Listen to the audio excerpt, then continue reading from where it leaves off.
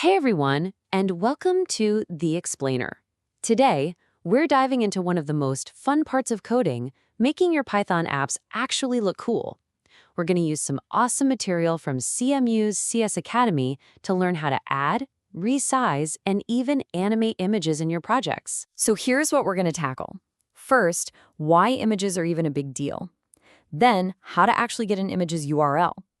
After that, we'll code our first image, learn how to resize it without making it look all weird, and then get into some really cool animations. We'll wrap it all up with a final challenge to test your skills. So, is your Python app looking a little plain? Let's fix that. Okay, first things first. Why even bother with images? Honestly, it's a game changer. Adding graphics is one of the easiest ways to take a project from just, a bunch of text and shapes to something that really grabs a user's attention and makes them say, wow. Right, so before we can even think about writing a line of code, we need a link. We need the image's web address, its URL. This is basically the map that tells our program where to go on the internet to find the picture. And there are two main ways to get one. You've kind of got two paths here.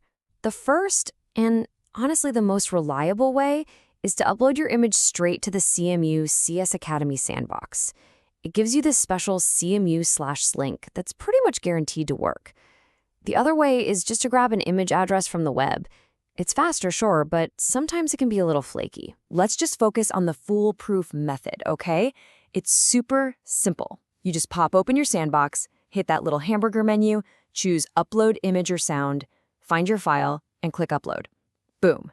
The system gives you that special CMU/URL. Just copy it, and you're good to go. All right, you've got your URL. Now for the really fun part. Let's actually use that link and get that image to show up on your app's canvas. Now, before we actually draw the image, we need a place to put that super long, messy URL. So instead of just jamming it into our code, we assign it to this special variable app.url. Think of it like a shortcut. It not only keeps your code looking clean, but it's also a critical step to make sure the whole thing actually works. And here's what that looks like in the code. First line, you just say app.url equals your link. Simple. Then you create the image. The image function grabs that app.url variable you just made, and then you give it two numbers. In this case, 50 and 100. That's just the X and Y position for the top left corner of your picture. Okay, quick pop quiz. What do you think would happen if you skipped that app.url step and just pasted the long URL right into the image function? You might think it should work, right? Well, it won't. The code will not run at all. It'll just break. So the big takeaway here is you have to use app.url first. It's just one of those rules you got to follow. Great, your image is on the screen. But, what if it's way too big or maybe too small? You can resize it, but you have to be careful or you'll end up with a squashed, distorted mess. Let's learn how to do it the right way. The secret is all about keeping things in proportion. If you want to make your image bigger or smaller without it looking weird, you have to scale both the width and the height by the exact same amount.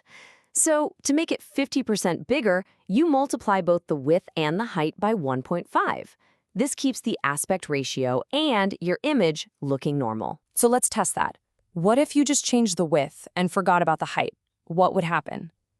You'd get a picture that's been stretched out sideways, totally distorted. So yeah, the whole image will show up, but it's gonna look pretty funky. Okay, this is where things get really, really cool. See, an image object isn't just a static picture. It has all the same properties as shapes like circles and squares. And if you've ever animated shapes before, you know exactly what that means. We can make our images move. And look at this. You have a whole control panel of things you can mess with. You can change its position, its size. You can even spin it around with rotate angle.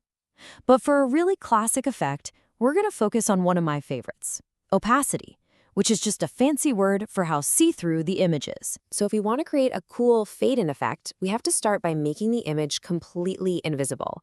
We do that by setting its opacity property to 0. That makes it 100% transparent.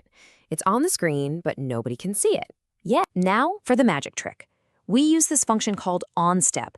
Think of it like a flipbook. It runs over and over and over again, super fast. And inside, we just tell it, Hey, as long as the image isn't fully visible yet, just nudge its opacity up by 1. With each step, the image gets a little less transparent, and you get this awesome, smooth fade-in effect. All right, it's time for the boss battle. We're going to put everything together, loading, resizing, and positioning, and squash a really common bug that trips up tons of new coders. This right here is so important. The order of your code matters a lot. The correct way to do this is to first create the image, second, resize it, and then, as the very last step, you set its position. Getting this sequence right is the key to making sure your image ends up exactly where you want it. And that brings us to the final, most important question of the day. Let's say you did it in the wrong order. You centered the image perfectly, then you made it smaller. But when you run the code, it's not centered anymore. It's shifted. Why? What's going on here? This quote right here is the entire answer. When you resize an image, the program keeps its top left corner pinned in place. That spot doesn't move. So if you center a big image first and then shrink it, the top left corner stays put while the image shrinks towards it. This drags the center of the image up and to the left, messing up your perfect placement. So, the big lesson, the thing you have to burn into your brain, is that order is everything. To keep a resized image perfectly centered, you always resize it first, and then you tell it where to go. Do it in that order, and you'll save yourself a lot of headaches. And that's it. You now have the power to load, place, resize, and bring images to life with animation. You've got all the tools. So the only question left is, what amazing things are you going to build next? Go have some fun with it.